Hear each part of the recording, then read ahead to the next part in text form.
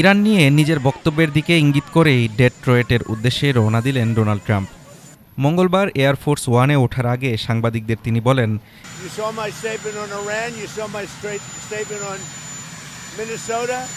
Iran নিয়ে আমার বক্তব্য তো আপনারা দেখেছেন। এর আগে ট্রুথ সোশ্যালে দেওয়া এক পোস্টে ইরানের বিক্ষোভকারীদের উদ্দেশ্যে ট্রাম্প লেখেন,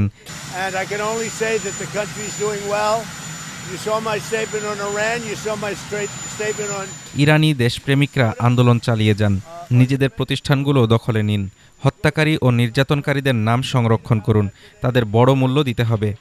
বিক্ষোভকারীদের হত্যাকাণ্ড বন্ধ না হওয়া পর্যন্ত আমি ইরানি কর্মকর্তাদের সঙ্গে সব বৈঠক বাতিল করেছি।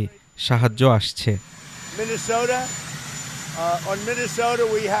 তবে এই সাহায্য বলতে তিনি কি বোঝাতে চেয়েছেন সে বিষয়ে স্পষ্ট কিছু জানাননি ট্রাম্প। যদিও হোয়াইট হাউস বলছে ইরান ইস্যুতে যুক্তরাষ্ট্রের সামনে একাধিক বিকল্প রয়েছে, যার মধ্যে সামরিক পদক্ষেপও আছে। এদিকে ফেডারেল রিজার্ভের চেয়ারম্যান জেরোম পাওয়েলকে অযোগ্য ও দুর্নীতিগ্রস্ত বলে আক্রমণ করেন ট্রাম্প। কংগ্রেসে দেওয়া বক্তব্যে সংস্কার ব্যয় নিয়ে পাওয়েলের মন্তব্যকে কেন্দ্র করে তাকে অভিযুক্ত করার হুমকিও দিয়েছে প্রশাসন।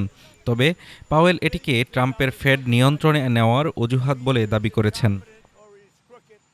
অভিবাসন ইস্যুতে আইসিই এর বিরুদ্ধে চলমান বিক্ষোভ প্রসঙ্গে ট্রাম্প বলেন,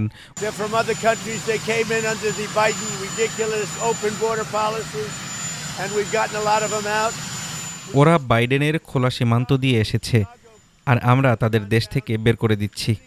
গত ডিসেম্বর থেকে ইরানে অর্থনৈতিক সংকটকে কেন্দ্র করে বিক্ষোভ চলছে, যা সাম্প্রতিক সময়ে আরও তীব্র হয়েছে। এ নিয়ে ট্রাম্পের মন্তব্য পরিস্থিতি উত্তপ্ত করছে বলে অভিযোগ তেহরানের।